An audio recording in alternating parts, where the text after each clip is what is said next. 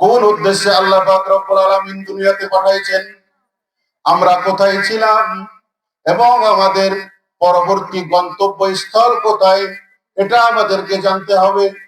আমরা আমাদের গন্তব্যস্থল ভুলে যাওয়ার কারণে আজকে আমরা আমাদের যে টার্গেট পয়েন্ট, আমাদের গোল, আল্লাহ পাক রব্বুল আলামিন আমাদেরকে কি উদ্দেশ্যে সৃষ্টি করেছেন, এই বিষয়টা ভুলে যাওয়ার কারণে আমরা আমাদের বিভিন্ন দুনিয়াদারি খামখেয়ালি আল্লাহ পাকের নাফরমানির সাথে আমরা জড়িত হয়ে গেছি।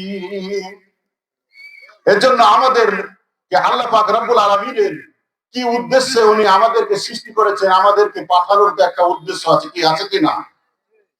আমরা কোথায় ছিলাম এবং আমাদের পরবর্তী টার্গেট আমাদেরকে আল্লাহ পাক কোথায় নেবেন, সেটাও কিন্তু আমাদের আছে। তাহলে আমরা কোথায় ছিলাম? আল্লাহ পাক রব্বুল আলামিন সমস্ত মানব জাতির পিতা হযরতে আদম আলাইহিস সালাম এবং ওনার স্ত্রী আমাদের মা, সমগ্র মানব জাতির মা হযরতে হাওয়া আলাইহিস সালামকে সৃষ্টি করেছিলেন এবং তিনাদেরকে কিসের ভিতরে রেখেছিলেন? বেহেশতের ভিতরে রেখেছিলেন, তাই না? বেহেশতে ছিল। মানুষ জাতিকে সৃষ্টি করার পর আল্লাহ পাক রব্বুল আলামিন আমাদের এই আদি পিতা এবং আদি মাতাকে বেহেশতের ভিতরে রেখেছিলেন। তাহলে আমরা কোথায় ছিলাম? বেহেশতের ভিতর ছিলাম। কি জন্য, কোন অসহায়, কোন কারণে আমাদেরকে আবার দুনিয়াতে আসতে হলো?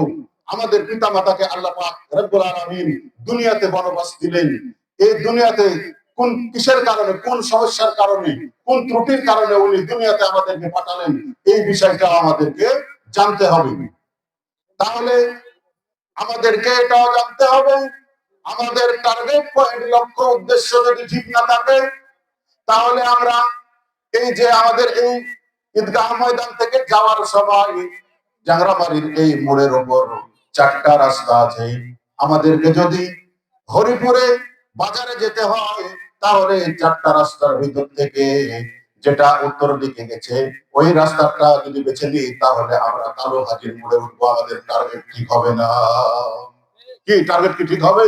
তাহলে এখানে 4টা রাস্তা আছে। এই 4টা রাস্তার ভিতরে একটা রাস্তা আমাদেরকে বেছে নিতে হবে। যদি আমরা রাস্তা বেছে নিতে না পারি, তাহলে আমাদের লক্ষ্য বস্তু, আমাদের লক্ষ্য উদ্দেশ্যে আমরা পৌঁছাতে পারবো না। তাহলে আমরা এসেছি জান্নাত থেকে, আর আল্লাহ পাক রব্বুল আলামিন আমাদেরকে আমাদের ইবাদতের মাধ্যমে ফলস্বরূপ আমাদেরকে কামিয়াবি করবেন জান্নাত দানের মাধ্যমে। তাহলে আমাদের পরবর্তী উদ্দেশ্য হলো জান্নাত।